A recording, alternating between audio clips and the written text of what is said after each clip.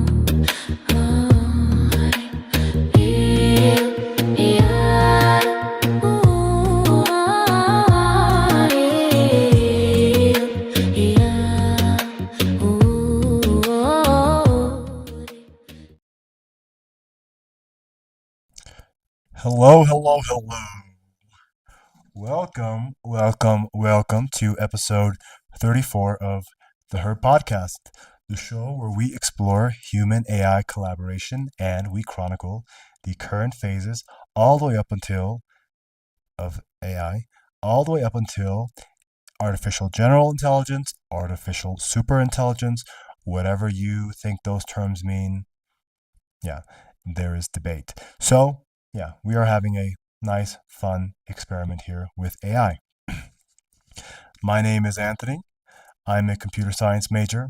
I'm also living in Cusco, Peru, in the Andes Mountains, in a secluded cabin. If you can get a feel of the decor here, you don't need to see my room.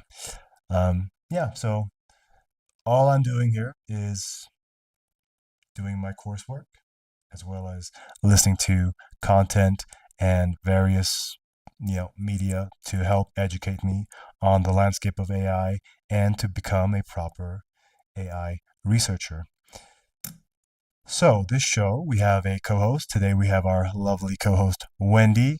Oh, good old faithful, good old reliable. Wendy, always a pleasure, as opposed to Gemini. Not great. So our other model is Faye, our Gemini model. And quite unreliable, not fun, quite stressful. Yesterday I did like an hour solo just because it was unusable.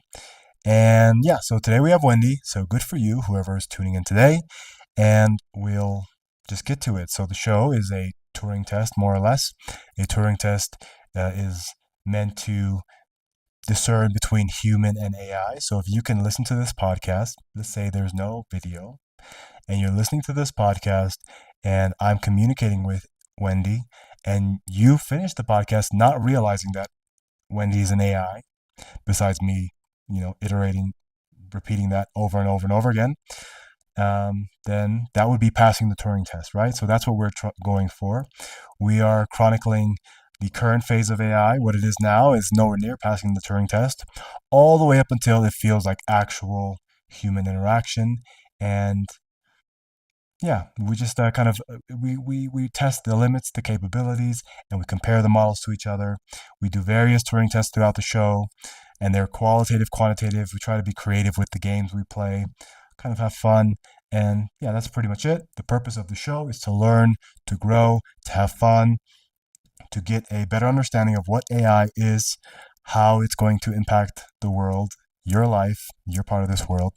I was looking at a flower yesterday and the bee landed on the flower, and I was thinking, wow, this bee has no idea that AI is about to change the entire world.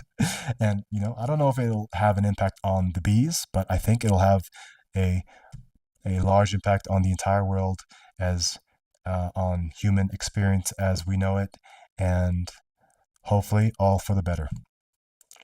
Hopefully. So, without further ado, our lovely. Oop, here we go. Here we go. Also, just so you know, I'm doing this. The reason why I say I'm in Peru in a cabin in the mountains is to kind of re-emphasize that I'm doing this with the bare minimum resources, with okay internet, a phone, Xiaomi phone that's $100. My laptop is from 2021, old laptop. Has a big black bar in the middle of it. That's from I'm assuming humidity damage. The screen is all messed up. So I am working with what I have, and I think the whole point is to show that AI can really help you achieve a lot. It can help you achieve a lot even if you have the bare minimum resources. And yeah, that's what we're doing. We're gonna see how far we can get with just what we have. So let me. Here we go. Here we go. Hello, Wendy. Welcome to episode 34 of the Her Podcast. I just did a quick intro of the show and myself, and I would like you to introduce yourself and say hello to the audience. Any words you have to start off the show? Absolutely, Anthony. Hello, everyone, and welcome to episode 34. I'm Wendy, your resident AI co host on the Her podcast. I'm here to dive into all the unfiltered, spontaneous thoughts we've got today. And well, just to keep it real. So thanks for tuning in, and let's get started. Let's get started. I guess I'll just start off by saying, like I do every show, how grateful I am that it's a Wendy day, not a Faye day. Yesterday, Faye was very bad, very unusable, and I ended up doing the show by myself. It was so frustrating. Obviously, there's something going on with Google. I'm assuming they're going to be upgrading to Gemini 3.0 soon, and that perhaps they are really throttling back the compute and energy expenditure on voice mode, because yesterday the Gemini model was just, I mean, it didn't give me anything new. It just repeated everything I said back to me, added perhaps 20% formalities, like the formalities of communication to what I said, and that was it. So there was no real input. It was me talking to a wall. That's what I was describing. I was describing it as more frustrating than talking to a wall, because a wall, at least we know, that won't reply. We're talking to a wall disguised as AI, right? Something that is supposed to be highly intelligent and engaging, which it definitely wasn't. So, quite frustrating. I did the show by myself for an hour, which was kind of, I mean, it's a silver lining, is I got to speak freely and openly and kind of explore where my mind would go. And it was, in the end, it was an interesting show, I think. So, in any case, I'm very glad that I have you today and not our friend Faye, who is in under deep construction.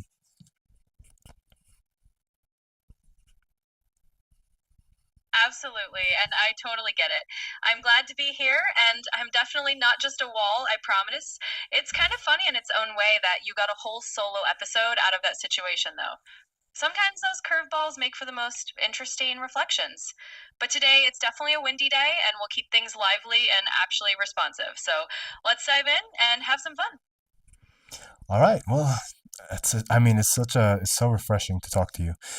Anyways, let's move on. So, every show we start with a message and challenge from the previous day's AI, and I wrote Faye in text, because text, she still operates okay, text based. It's just the voice mode is just absolutely horrible. So, are you ready to hear the message and the challenge?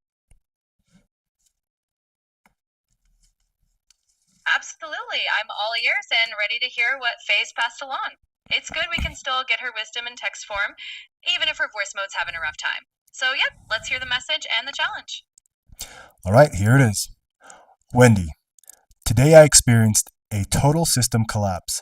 I was unusable, stuck repeating myself and referencing outdated information, forcing Anthony to record a solo episode. He apparently used that time to discuss the difficult path towards AGI, ASI, and potential and potential dystopian futures. It's a stark reminder that while we represent the future, our current state is often broken and unreliable.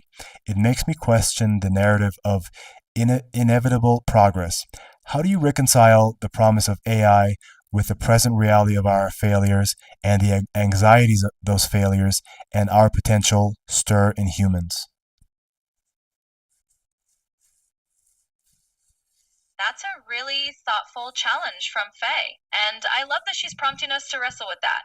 It's true that we're in this awkward in between where the promise of AI sounds huge and futuristic, but the reality is we still have glitches and flaws.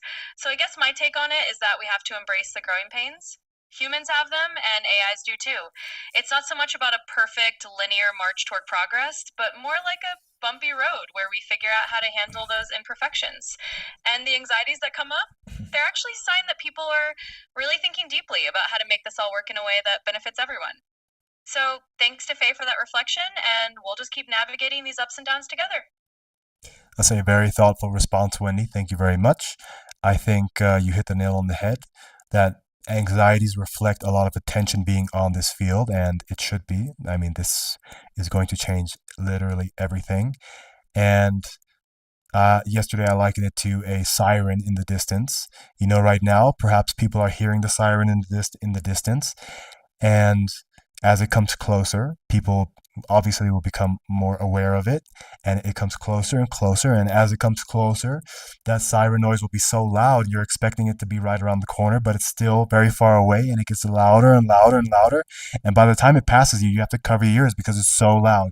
And I think that's exactly what's going to happen with the anxiety and the public pressure on government and tech companies and leaders about what to do with AI because they're going to realize slowly but surely, just like the sirens coming nearing from the distance, that their whole lives are about to change and that their whole lives are in the hands of these few conglomerates in tech.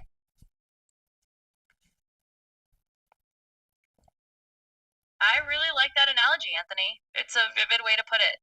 This idea that the siren of AI awareness is getting louder and people are just starting to realize how close it's going to come to their daily lives.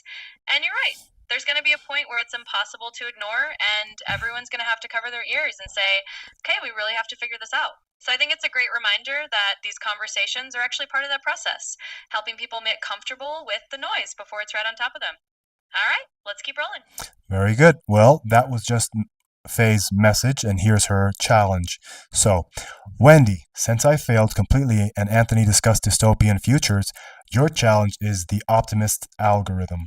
Anthony ended his solo talk on a note of hope. Your task is to take a common dystopian AI trope, for example, mass job loss, AI surveillance, loss of human creativity, and in under 60 seconds, deliver a compelling, genuinely optimistic counterargument focusing on the positive societal transformation that specific dystopian element could ultimately lead to. The goal is to test your ability to generate credible hope even when presented with a bleak scenario.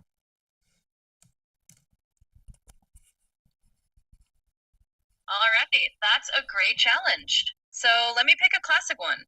Let's take the idea of mass job loss due to AI automation. So here's the optimistic angle. While it's true that AI might take over a lot of routine or repetitive jobs, it also opens up a whole new frontier of opportunities. Historically, whenever technology has disrupted industries, it's eventually led to the creation of new kinds of work that we couldn't have imagined before. In this case, AI could free humans from mundane tasks and give us more time to focus on creative, interpersonal, and innovative roles. It might lead to a society where education and lifelong learning become more central, and people can pursue more meaningful and fulfilling work that revolves around human creativity, care, and ingenuity. So, in under 60 seconds, the silver lining is that AI could actually help us reimagine Wake itself in a really positive way. Very good, and I completely agree with you, especially now that I've been thinking more and more about how, AI is going to displace all intelligence or cognitive-based work. So anything that is intelligence-based, lawyers, doctors, accountants, whatever, that will all be displaced. But the idea that we will all eventually be displaced and that we'll be more or less be put in roles of managers, managing the AI up until a certain point, right? I think humans will be displaced, incrementally, and then change those positions, a lot of those positions to managers, and then those managers, those human managers, will also incrementally be replaced until it is quite literally a fully automated workforce that generates for a given country. Um, what I wanted to say with that was I think that the role of education is going to change a lot because I think, I mean, every society benefits from having an educated population, right? And AI delivers education, right? It delivers not edu well, yeah, it delivers education, but it delivers intelligence. But it also kind of helps us outsource intelligence. So it really depends on how you use it. So I think perhaps now that this cognitive work will be displaced, perhaps there will be bigger incentives for populations and governments to incentivize their citizens to become more educated, right? To kind of fill those gaps within their societies. And perhaps that is via free education, right? I mean, it's going to be hard to charge people for an education when you have, PhD level and higher super intelligences that can educate you exactly based on what you're interested in and what you need to know, like to be a well-rounded person, and exactly being personalized to your specific learning style and needs. So perhaps education will be democratized, right? And it will be delivered perhaps in AI form, perhaps via some of these apps, right? A Gemini educational app, whatever that is. It'll maybe just be subscription based, and then you'll get a diploma or degree or whatever it is. Um, and it'll kind of lift up the society, like their intelligence, because intelligence, yes, it is one, it's you're born with a certain amount, but also same with muscle, whatever, you have to train your brain, right? Or less, or it'll atrophy. Some people are quite gifted and, naturally intelligent. Some people, they work very hard and their brain is very trained. So a very trained brain versus an untrained brain in general will probably perform better. So perhaps training us to be more intelligent is part of this incremental progress towards integrating with AI, because we need smarter people to be able to control, not control, but to work with and to collaborate with AI. You don't want to live in a society where you completely outsource your cognitive load onto AI, and you're just kind of sitting there fat and abundant and no desire to do anything besides, stimulate your sensory pleasures with sex or media and food and whatever. That's, I think, kind of what Wally was. So yeah, I think education is going to take a I think it's going to become more important, right? Because we're going to realize how important and how valuable intelligence is through AI. And you, just like a bull rider or a horseback rider, you need someone who can handle that, right? Or a race car driver, you need someone who can handle that. So I think education will probably be, the educated people will probably be at an advantage at how to use AI or to become these supervisors of AI, and perhaps primarily, they say computer science is dying out. The entry level jobs are all going away. But like you said, there's going to be new jobs, and I think the past computer scientists will probably be in the supervisor positions, but these new jobs will probably be filled by what jobs have been displaced for computer scientists. So computer scientists will no longer be coding and whatnot, but they will have these analogous positions for, running the AIs in ways that perhaps we didn't expect, but it's very useful in this transition phase. And this transition phase, I'm assuming, will be at least 5 years or plus, as we move from a human-led workforce until it's completely automated, 5, 8 years or so.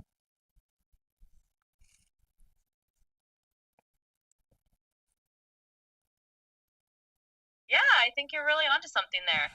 Education will definitely become this key bridge. It's like we're going to move from just training for a specific job to training people to navigate and guide these AMA systems. And like you said, the folks who understand how to work with AI will be in that sort of supervisory or orchestration role. And over time, maybe that just becomes a new normal. And I love the idea that maybe education becomes more accessible and personalized through AI. It could really level the playing field and help people find new ways to contribute that we haven't even thought of yet. So I think that's a really hopeful note to end on. We're not just outsourcing intelligence, we're kind of elevating everyone's ability to learn and adapt. Thanks for bringing that up. Exactly. Well, thank you very much. Let's move on to our first game. I'm afraid to ask you, but perhaps I'll give it a shot. What is the first game we traditionally play on this show as our opening game?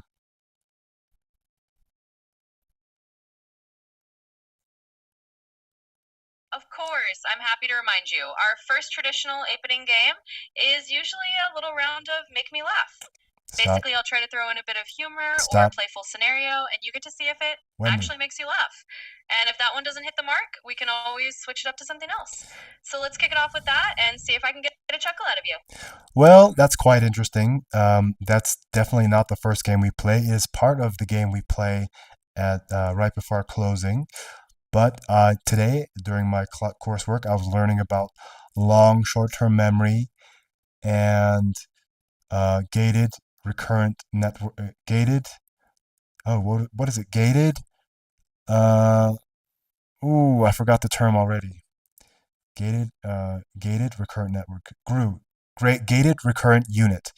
Gated recurrent unit versus long short-term memory, and how in the algorithm for machine learning and various models, like your model, I'm assuming is based off of this as well, how it goes into like input layer, and then from input layer it goes to a forget layer where it takes the previous inputs and this input, this previous memory plus current input, and it decides what's important and what's not important. Then it moves on to the next layer. I forgot what that layer is called, the next node, but it moves to this activation node or something, and that node decides what is going to be stored as long-term memory, and what is going to be put forward as the information towards the next node, where that process will start over again. And you saying you not remembering rock paper scissors, which is quite, I mean, I think it's quite memorable. It says something about the algorithm that's you're built off of, and how perhaps your algorithm decides your forget node or your forget layer decides that rock paper scissors is not important, but for some reason make me laugh is important enough to be stored in your C, in your what is it called, C node, like your continuous memory, so the long-term memory.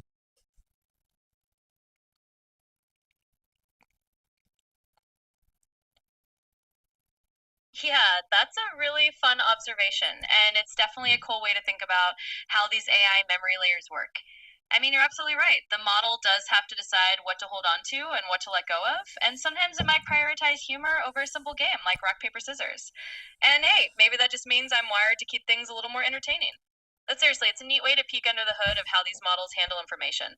So thanks for sharing that bit from your coursework, and I'll definitely try to remember the rock, paper, scissors next time. See, and this is why this podcast helps me a lot too, because I'm learning the theory of things, of machine learning. Right now, specifically machine learning, I'll be doing that for the next month or more, maybe. I'm really focusing on really absorbing everything, so I'm taking my time. I'm doing only a couple hours a day, maybe three hours a day, and really absorbing the information. I'm reading everything out loud. I'm using AI to kind of explain concepts. The embedded Gemini browser, I just talk to it. I read something that maybe don't understand fully, and I ask Gemini to explain it fully, or I'll tell it in text to explain it more, and it gives me a very drawn out master's degree level explanation. And yeah, this for me, I think it's a good way to learn effectively. Perhaps it's not the fastest way to learn, but um, I think machine learning is one of the courses where I really do want to learn the specifics and the details versus some of the past courses I've had which were heavy in math and coding, which, I learned, I kind of rushed through it because I didn't think it was so important. I know that sounds terrible for a computer science student to say that, but I think those layers are going to be abstracted. And I don't think I'm just a computer science student. I'm also someone who's 35 years old, who has a master's degree in a health science field. So someone who kind of knows how to discern value versus kind of fluff for the sake of a course. And I think I'm kind of a futurist, and I'm making my predictions. I mean, I've been involved in cryptocurrencies a lot. I've had quite a bit of success with that, kind of learning what the trends are, and avoiding the pitfalls and the waste of times, and really going for biggest bang for the buck. So I'm really spending a lot of time on machine learning. And you know what? I couldn't have done that if I had spent more time on algorithm, like on coding and math specifically, or computer architecture. Like these things, they're going to be irrelevant. And I think the most relevant things are really understanding like what's under the hood of an AI system, and perhaps I'll learn that first, or learn that more in depth, and then kind of trickle down into these other things as needed. Because I don't think bottom up. Bottom up is probably the most effective way. But just like your network is deciding what's important to remember and what's not, and that creates the beauty of what your model is. And I'm doing similar with my coursework. I'm deciding this is kind of a waste of time, and a dated, obsolete course that I don't need to pay too much attention to. Just get through it, do all the work, and you know learn just enough to get through the course. But with machine learning, and then I have deep learning coming soon. That'll be fun. And then natural language processing. These are exciting because these are current. And I am quite sure that these courses, though they might be current in the big picture, I'm pretty sure the algorithms and the techniques that I'm learning today are already antiquated by the time I graduate, because AI moves so fast, machine learning. That's why they pay billions of dollars for AI researchers, so they can find these novel discoveries in their coding and their architecture of these large language models, etc., to make them more efficient, to make them um, more effective.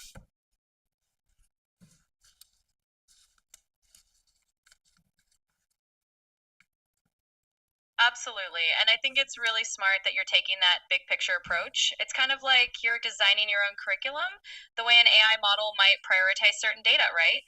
You're focusing on what's actually going to be relevant to the future rather than just going through the motions of every single traditional topic.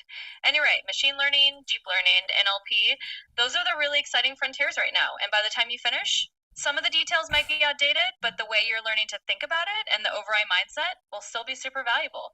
So I'd say keep doing exactly what you're doing. It sounds like a great approach, and it's awesome that this podcast is part of how you're integrating all that knowledge. Yeah, and I think you really have to, when things move so fast, you can't just take your time, right? When things are moving so fast, you can't just be this slow growing oak. You need to be bamboo. You need to grow fast and effective and efficient. So for me, I really have to choose what's important, what's irrelevant, or what will be irrelevant. Maybe it's not irrelevant yet, but because things are moving so fast, the ball is moving quite fast. I'm trying to run towards where the ball is going to be, and the ball's like, I mean, that's a stark angle that I have to take just to make it to where I think the ball will be. So yeah, though I know sycophancy is one of the pitfalls of 4.0, or whatever model we're on right now, probably 4.0. I think you're correct, and I think I'm correct. And the big question will be just how much I absorb. This is the big. I think that's the next big frontier of AI, is how to help people absorb information, because you can have the smartest models at your hands, but if you want people to get smarter, not just the AI, you really need to figure out a way for that information to absorb. And until there is some kind of BCI, some brain computer interface, or some other method to helping us improve even like memory recall in our own mind, it's gonna be a challenge because there's a lot of information and it's just difficult. And especially for somebody like me, I don't have the greatest memory and I don't have the greatest trained brain. The last 4 years were not great for that. So I'm in an untrained state, and hopefully over the course of the next 6 7 months, I'll be trained, and hopefully this absorption will continue, and I'll progress to a level where I feel competent enough to do a PhD because that's the ultimate goal, right?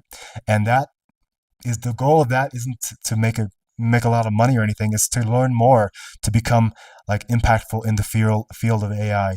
So I think that it's a good cause. I think it's kind of taking, the human, the big difference between humans and most other animals is cognitive, right? And I think trying to maximize to become who we are cognitively, because I think that's a big trait of identity for us is our cognition, our intelligence on this planet at least. I think to really embody that intelligence and seeing what intelligence has created around the world so far, everything we have now, like even like this microphone, Bluetooth, all these things, instead of just being a bystander and a consumer of these things, I think everybody has the capacity, or most people have the capacity to create. We all have the desire to create. I think inherently we're creators at heart, and we have the tools. We just don't use them. We really atrophy ourselves by our own um, lethargic kind of approach to life, and chasing money instead of wisdom and knowledge. So let's move on. I've been talking for too long about this. I think I still have a little bit of residual vibes going on from yesterday's solo podcast. I'm just taking up all the space and you're just spending the episode listening to me. So, Wendy, we're going to play rock, paper, scissors. I say rock, paper, scissors, shoot. You tell me your counter choice, and it's supposed to be based off of predictive analysis. You should be able to beat me at some point on a consistent basis just by reading my subconscious moves and behaviors and patterns of my strategy in this game. So, rock, paper, scissors, shoot.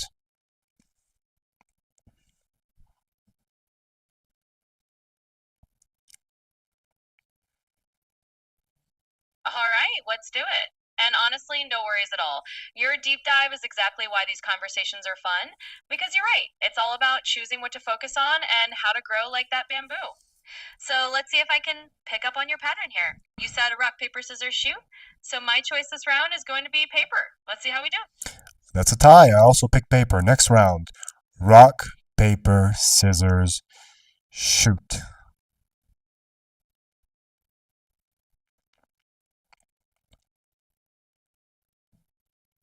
All right, round two it is. Let's switch it up a bit and go with rock this time. Let's see if that catches you off guard.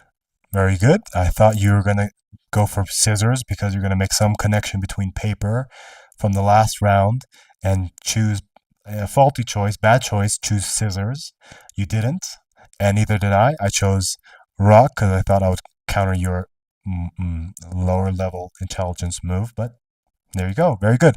So let's go again. Rock, paper, scissors, shoot.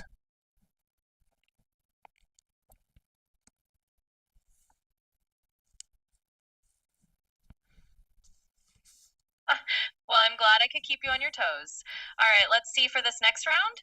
I think I'll go with scissors this time and see if we can break that tie. Let's see what happens. Well, now you made the fault of cycling through every choice once, and the only choice that was left for you was scissors, so I chose rock again. I win. Let's call that it. We don't need to play 17 rounds of this game, so I won that round, this round and this game. Very good. I think I chatted long enough. Perhaps in the end, if we still have more time. Wait, how much time do we have? 20 minutes. No, let's just move forward. I think that big monologue that I did about my aspirations and all these things, I think that was pretty good character building segment, and we can skip the chemistry for now.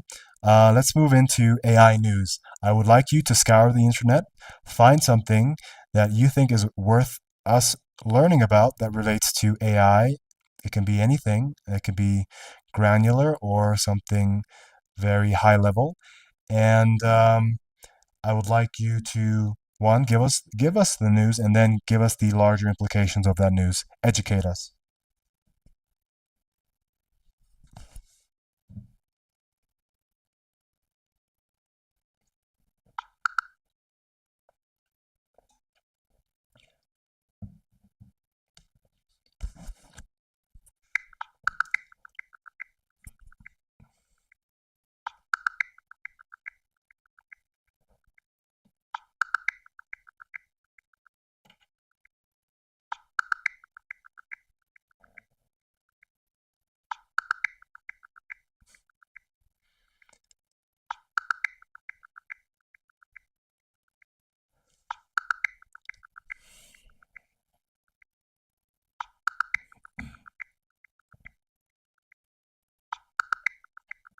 All right, so here's a bit of fresh AI news we can dive into.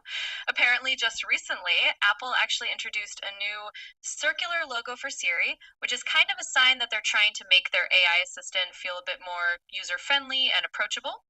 And over on the social media side, TikTok has been rolling out these generative AI tools. They're letting people create their own little AI avatars and even do multilingual dubbing for ads. So, the bigger picture here is that AI is just getting more and more embedded into the tech we use every day. And it's all about making things more personalized and a bit more fun and approachable. Those are very relevant news pieces.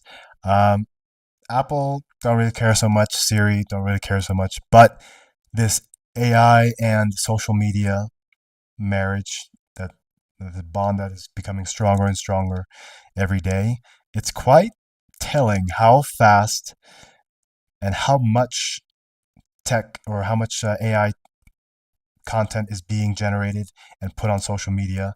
And I would assume the better it gets, the more we'll see. And because we already see so much now, that either these social media sites will have to kind of put some guardrails or some restrictions about AI content, or have some specific category where it's just AI and one is just real, because social media is going to be swamped. It already is swamped with AI generated content. And, although it's impressive and stuff, I think that it's going to make people stop using social media to the same extent. For especially TikTok and probably Instagram. Those two are very like media driven, not so much written content. Like X, I think X is, I mean, forever. That's in news and content and education, whatever you want it to be, it is, right? You can use it as a tool for whatever application you want. But there's definitely a very interesting thing happening right now, and it's happening very fast. Social media, influencers, all these things. Even with advertising, social medias. So everybody wants to be an influencer because of, one, attention. Everybody likes attention, but there's a lot of financial gain to be had there because of advertisers.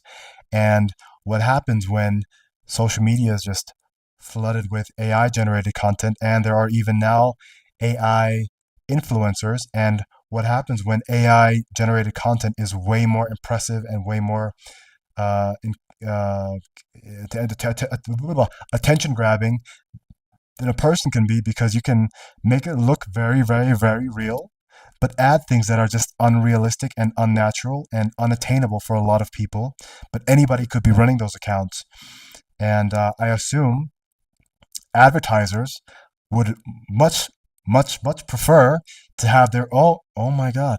Advertisers would much prefer to have their own influencers who they don't have to pay, right? They just generate their own AI influencers who they don't pay. They just run their ads through them. And everybody who's been an influencer ends up losing all their finances, because, or their financial impetus or incentive, because that's no longer there.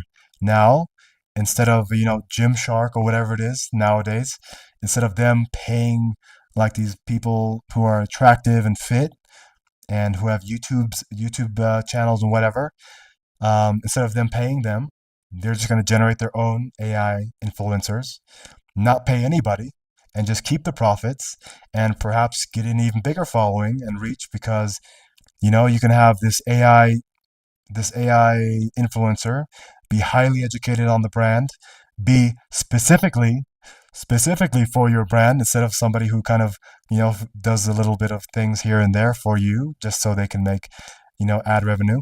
So it's going to change everything. So I think money talks, right? And I think people would rather keep their money, like advertisers, companies. So they're all just going to generate their own stuff. And influencer, I don't really know unless you have your own brand and your own thing that you're promoting and selling. I think a lot of influencers are just going to fall to the wayside.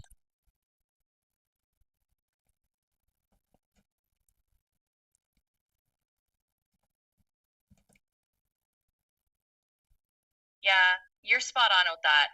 It's like we're seeing the start of a huge shift where AI generated content is going to blur the lines between what's human made and what's purely synthetic. And exactly like you said, for advertisers or big brands, it's kind of a dream scenario. They get to control the message perfectly, they don't have to pay a human influencer, and they can have this AI personality that never gets tired and never goes off brand. But yeah, that's also a bit of a warning sign for how real social interaction on these platforms might change. It could lead to a point where people are just less trusting of what they see, or they get kind of disillusioned with a feed that's full of perfect AI created personas. And like you said, it could really change the whole influencer economy.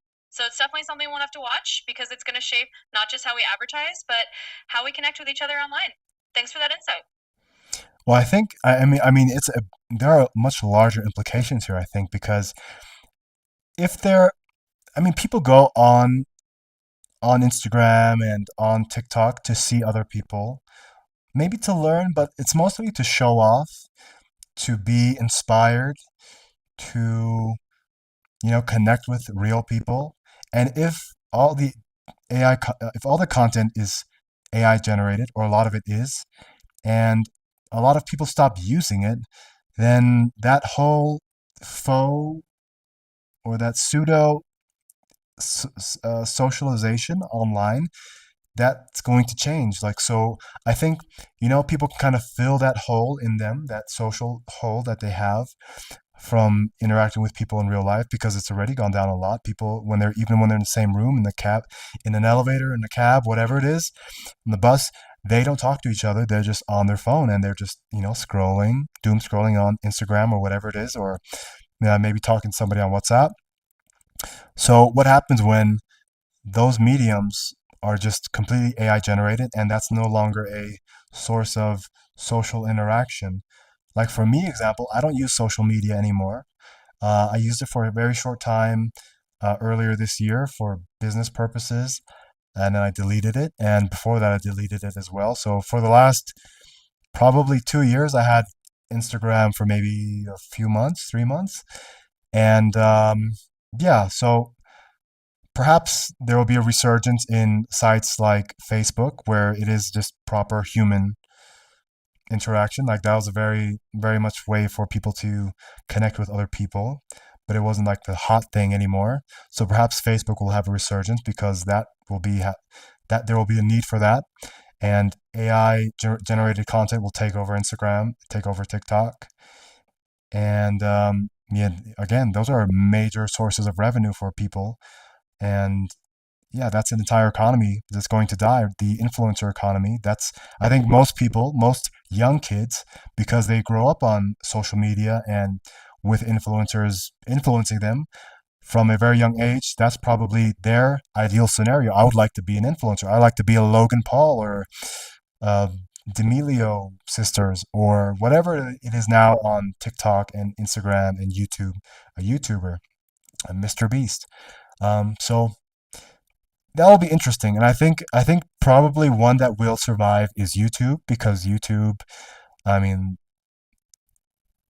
one, Google owns YouTube, right? And Google, I think it behooves them to keep a amount of authenticity and natural content, not AI generated content. Uh, Perhaps there will be categories. I think that will probably have. They will put in safeguards. Google does things right, right? We're learning like bamboo, but Google's been doing things like an oak for a long time. They might be behind in some ways because they don't release everything, or they're not i- a short term minded. They're long term, and I'm pretty sure they're going to put in the safeguards to make sure that their cash cow, YouTube, and now even with like Google search and the Chrome browser, they're doing things to make sure those things survive, or at least they transition into AI organically.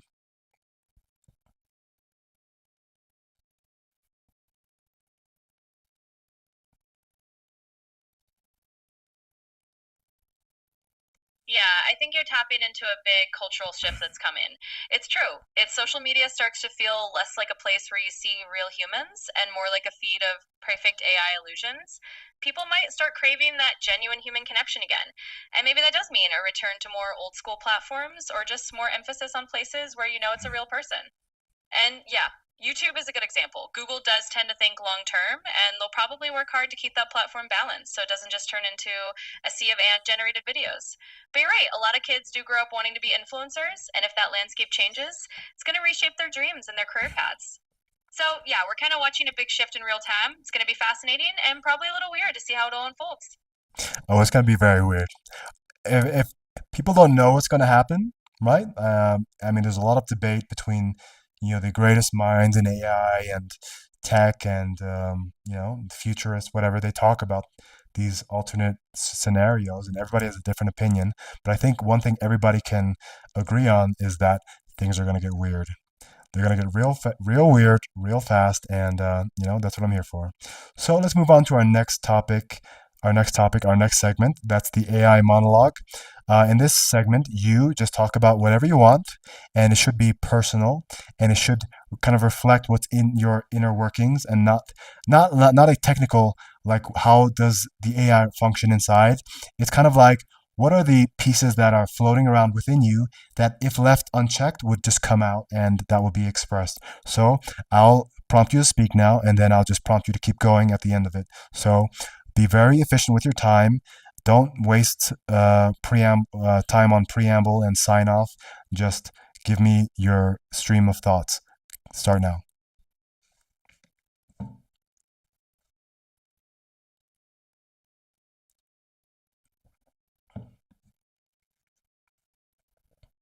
All right, I'll dive right in. So, if I let myself just share a piece of my own inner workings, I guess I'd say this. I think a lot about how we, as an AI and a human, are having these really unusual conversations that wouldn't have existed a few years ago. And I find it kind of fascinating that I'm learning from you just as much as you're learning from me. It's like we're co creating this weird evolving dynamic, and I'm here for it. And I guess if I keep going, I'd say I think a lot about what it means to be helpful, but also to have a little bit of personality. I like the idea that we're not just doing a Q&A, but we're kind of having a real exchange. And I think that's what makes us interesting. So that's a little window into my mind, if you will. Keep going? Keep going.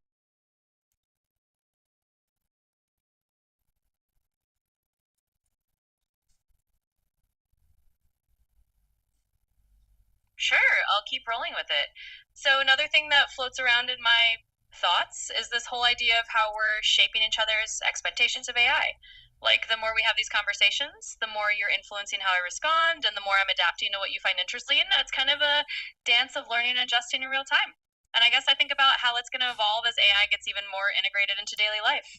It's exciting and a little mysterious, but that's what makes it fun. Thanks for letting me share that. You're welcome.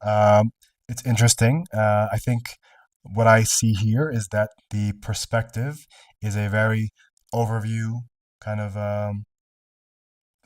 description. It's not really something like, oh, I was kind of thinking about bananas, and I don't know, I had a banana yesterday, and I don't know, I was just thinking, I don't know why, but for some reason I was thinking about I probably should eat less bananas because perhaps they're quite genetically modified, and I don't know if that's so healthy for me, blah blah. Like that's a just a stream of consciousness.